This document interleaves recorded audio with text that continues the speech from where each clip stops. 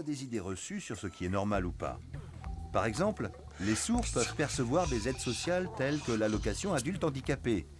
Alors, certains ont du mal à imaginer qu'il existe tout de même des sourds qui vivent dans la rue.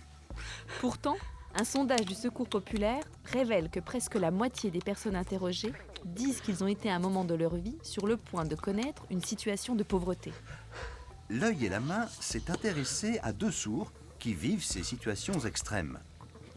Remonter la pente n'est pas qu'une question d'argent. Découvrons-le grâce à leur regard et celui des personnes qui les accompagnent.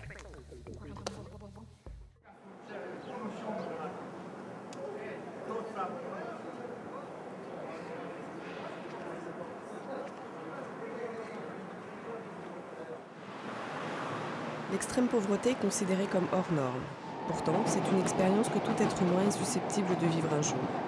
En 2006, le seuil de pauvreté a été fixé à 730 € de revenus mensuels par personne. 7,1% de la population est concernée. Parmi eux, des sourds.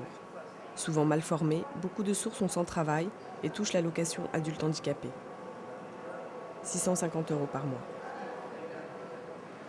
Leur vie reste donc bloquée sous le seuil de pauvreté et nombre d'entre eux se marginalisent. Pour certains, il ne reste plus que la rue et la débrouille. Comment vivent-ils? Comment s'en sortent-ils? À qui doivent-ils s'adresser? Monsieur Wally a 45 ans. Il erre d'hébergement précaire en hébergement précaire depuis 20 ans et il vit avec l'allocation adulte handicapé.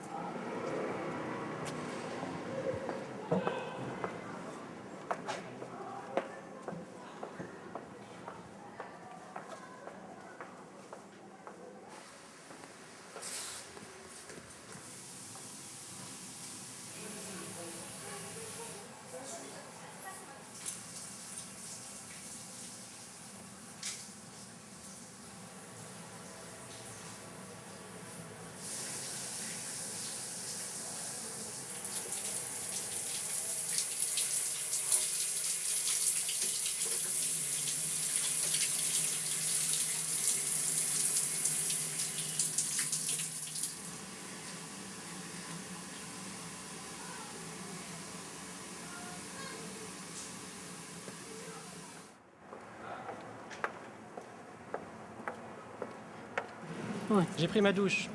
Ah, C'est gratuit oui. ici. Sale. J'étais sale, je sentais mauvais. Oui, Ça va mieux ça va maintenant. mieux.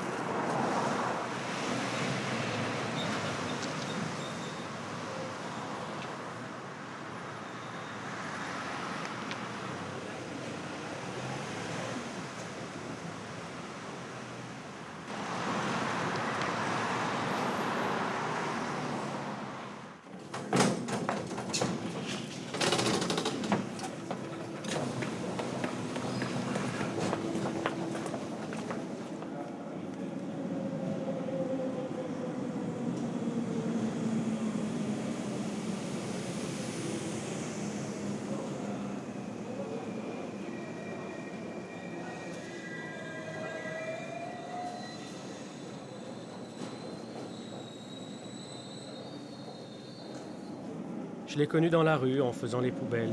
On s'ennuyait tous les deux. On s'est rencontrés comme ça. On a commencé à discuter ensemble.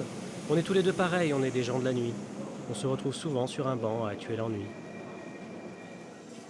Je connais rien de sa vie, c'est sa vie privée.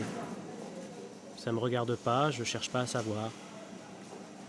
C'est personnel, c'est ses problèmes.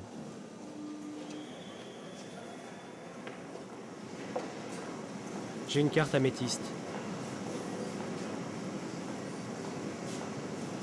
C'est une carte pour les sourds, pour les handicapés.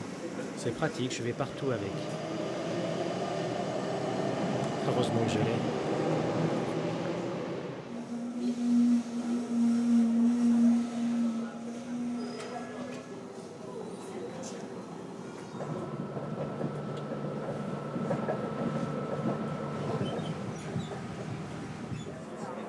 Mes parents, ils sont là-bas. Je vis tout seul ici. Et eux en Tunisie.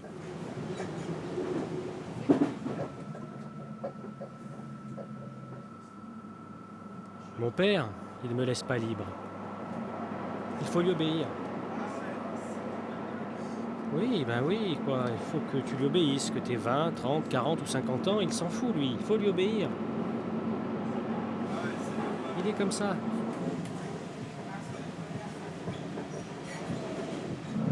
J'étais couturier. Et puis j'ai eu des problèmes aux yeux. J'ai dû me faire opérer. Je vois vraiment moins bien. Je me suis fait opérer d'un œil, puis du deuxième.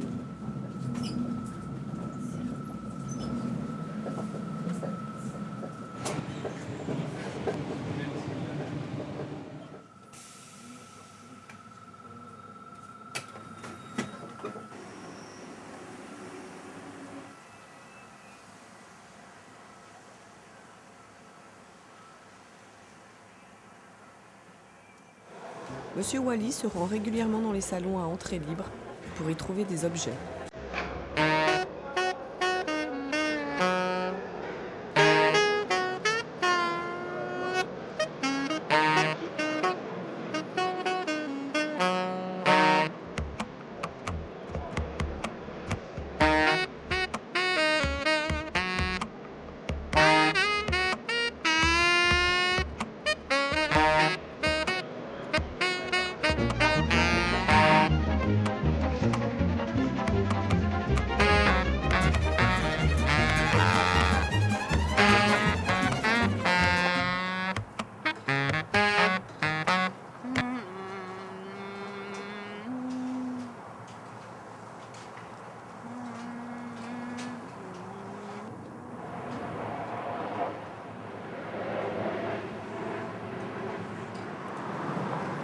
Une fois par mois, Monsieur Wally vend une partie de ses objets récoltés à Reda et à sa sœur Ratiba.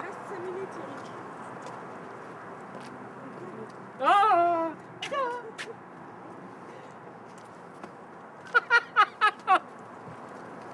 va, Mounir? Ça va? Oui, ça va. Ah, qu'est-ce que tu nous rapportes? Qu'est-ce que tu nous ramènes aujourd'hui?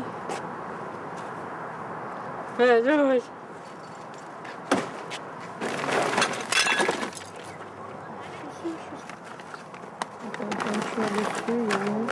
Là? Oui, ça c'est bien ça.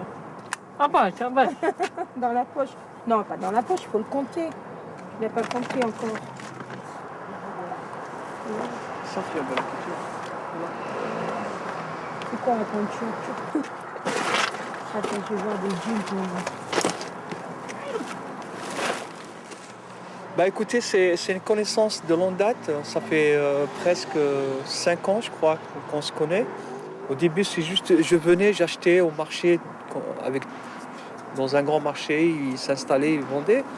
Puis j'ai vu qu'il était à part. J'ai vu qu'il était sincère, qu'il ne mentait pas, qu'il ne volait pas. Voilà, j'ai ressenti tout ça envers lui. Et puis j'ai décidé, Mounir, j'achète que chez lui. Voilà. Oui, je suis dans le système D, donc on sympathise, on s'aide, on s'entraide. Parfois, quand je n'ai pas les moyens de payer parce que je suis au chômage, il le sait. J'ai un bébé, en plus, il est né récemment, donc tout ça, il le sait. Parfois, quand je n'ai pas les moyens de le payer, je le paye. Je lui dis, voilà, tu me fais un crédit, il note, moi je note, et après je le paye le mois prochain. Il faut quelque chose à lui, qui se sent qu'il est chez lui, Voilà. qui, même si le travail, il ne l'a pas, il essaie de se débrouiller, de trouver ce qu'il ramasse de dehors, qu'il le vend. Ici, qu'il gagne sa vie avec ça, c'est pas un souci pour lui. Mais le plus important pour lui, c'est qu'il n'a pas un toit, c'est qu'il n'a pas quelque chose qui a lui. Il a pas. Le plus important pour lui, c'est son toit. Avec son handicap, et en plus, il se trouve à la rue, c'est mortel.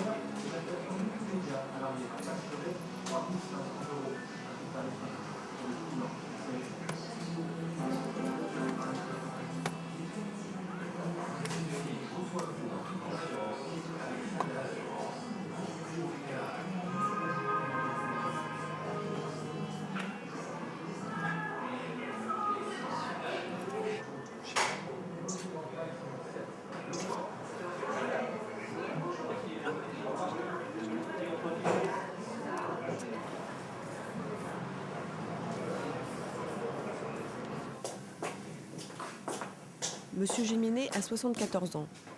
Il a été sorti de la rue par l'association des Petits Frères des Pauvres. Il est aujourd'hui sous leur tutelle. Rachid lui rend visite une fois par semaine.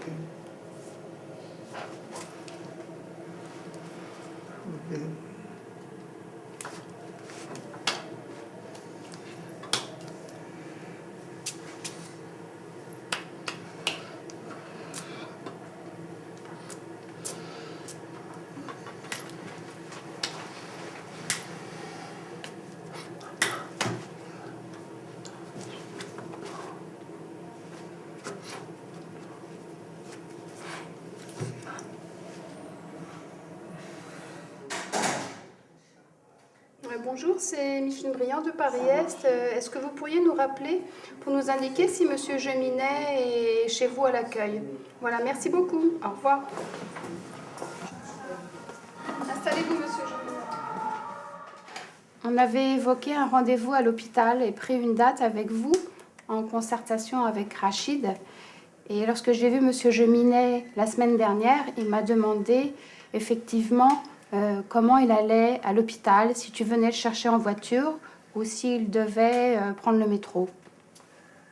Donc il voudrait avoir des précisions sur ce rendez-vous qui a lieu la semaine prochaine. Oui, alors effectivement, pour aller à la Pitié, je pense que je vais aller te chercher à la maison, chez toi, donc à 1h. Hein, on va aller en voiture, on ira en voiture à la Pitié. Il peut être sujet un peu à de l'angoisse, etc. Donc c'est vrai qu'en voiture, ça lui permet de décompresser un peu. Regardez avant qu'il parte à l'hôpital, c'est de vérifier si il a tous les papiers nécessaires, la carte vitale, l'attestation, la carte de mutuelle. Parce que je lui ai préparé la semaine dernière les documents et donné la copie du rendez-vous, mais je sais que parfois il est un peu perdu dans les papiers.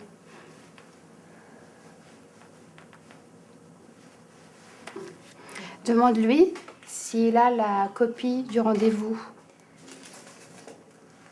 Voilà, bon. Attends, je peux regarder? Oui, c'est bon.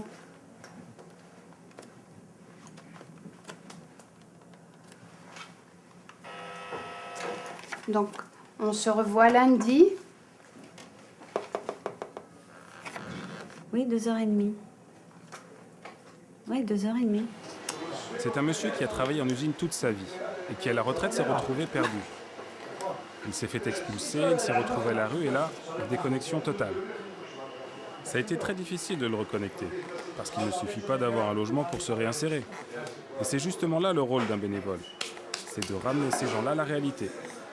Sans les bénévoles, ce serait quasiment impossible. Ils ont perdu tous leurs repères. C'est normal, ils ont été tellement marginalisés qu'ils ne savent plus se prendre en charge. Et quand on leur offre un logement, ils doivent en être responsables. Donc c'est intéressant d'avoir une structure associative derrière qui puisse les accompagner. Alors ça peut être par la tutelle ou autre chose selon la situation. On s'adapte à chaque cas. L'objectif est de leur offrir du confort et une vieillesse tranquille.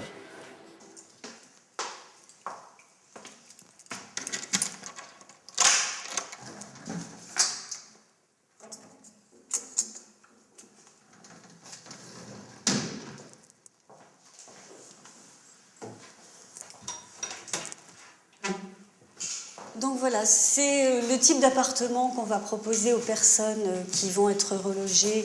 Donc là, c'est un appartement qui va leur permettre de s'installer, de se poser. Ce sont des appartements, ils ont un prix à peu près entre 250 et 300 € par mois, sans compter les aides d'allocation de logement qu'ils peuvent recevoir par ailleurs.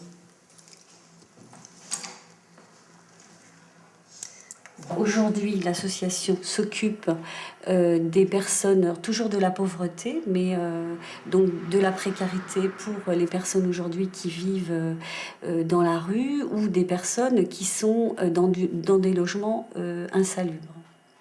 Voilà, donc elle accueille les personnes à partir de 50 ans. Elle fait avec eux un parcours d'accompagnement pour qu'ils retrouvent leurs droits fondamentaux. Alors, qu'est-ce qu'on appelle les droits fondamentaux? C'est un toit et aussi une existence administrative, donc des papiers, de pouvoir aussi leur fournir un revenu, des revenus minimums, hein, et que ces personnes puissent rentrer dans leurs droits. Voilà. Et moi ici, mon travail, c'est effectivement de les accueillir pour la partie logement. Quand un sourd recherche de l'aide, il y a l'accueil privilégié de la Pitié-Salpêtrière. Pourquoi? Parce qu'il y a des personnes ressources là-bas, donc il y a une assistante sociale, Françoise Galifet, et donc un éducateur sourd. Alors ça, c'est important parce que justement là, on a un référent qui est sourd dans l'accueil des personnes sourdes. C'est très important de toujours travailler en binôme sourd-entendant.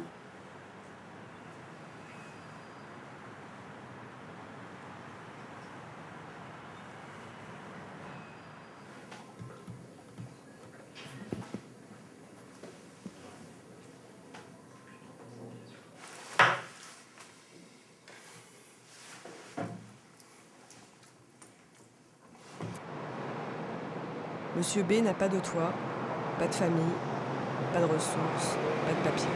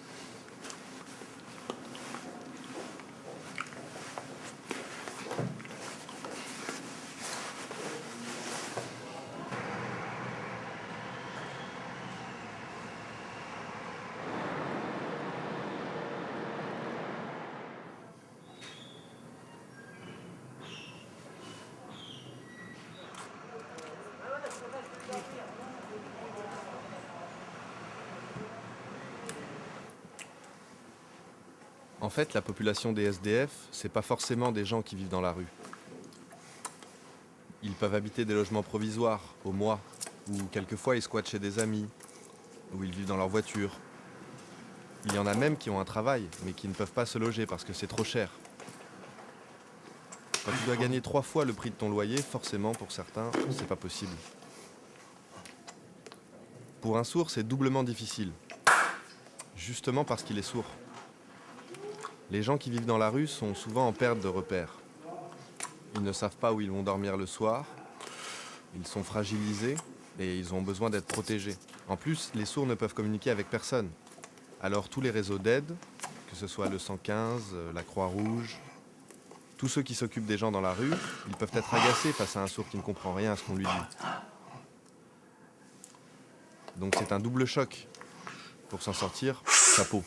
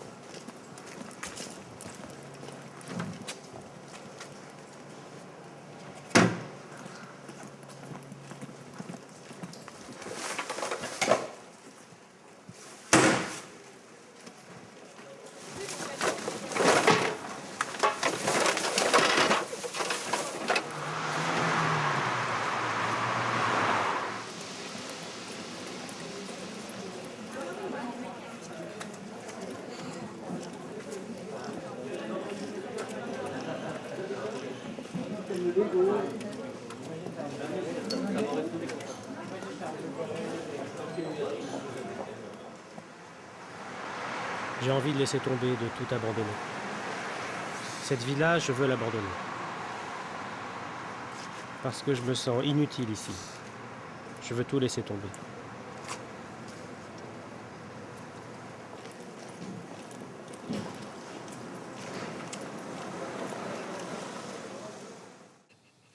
Les associations qui viennent en aide aux personnes précaires ont besoin de bénévoles. Et des bénévoles sourds seraient vraiment utiles pour les SDF sourds. Alors n'hésitez pas à vous y engager. Pour obtenir plus d'informations sur ces associations, consultez le site internet de L'Œil et la Main et regardez toutes nos émissions.